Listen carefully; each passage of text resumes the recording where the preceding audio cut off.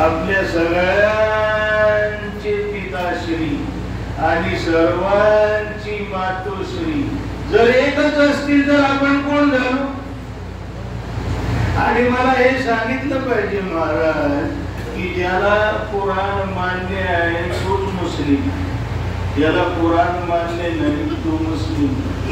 कुराणाचं जर हे म्हणणं असेल की हे हिंदू तुझे भाऊ आहेत, बौद्ध तुझे भाऊ आहेत, जैन तुझे भाऊ आहेत, ख्रिश्चन तुझे भाऊ आहेत, शीख तुझे भाऊ आहेत, कोरे तुझे भाऊ आहेत, कुराण म्हणत असेल आणि या मुसलमानाला नमाज पढ़नाऱ्याला जर ते मान्य नसेल तर तो मुसलमान, कारण त्याला कुरान मान्य नहीं.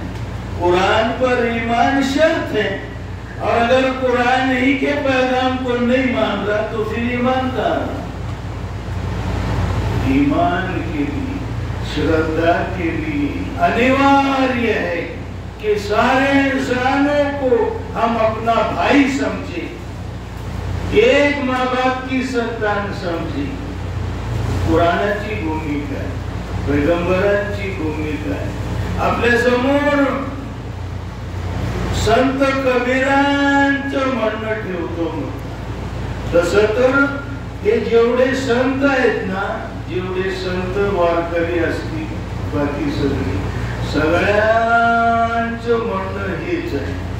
भेदाला कोणी धाराच दिला नाही. माणसा माणसात भेद करणं कोणत्याही संताला मान्य नाही. कबीर म्हणाले कि जाति न पूछो साधु की, पूछ लीजियो ज्ञान. 15 मिनट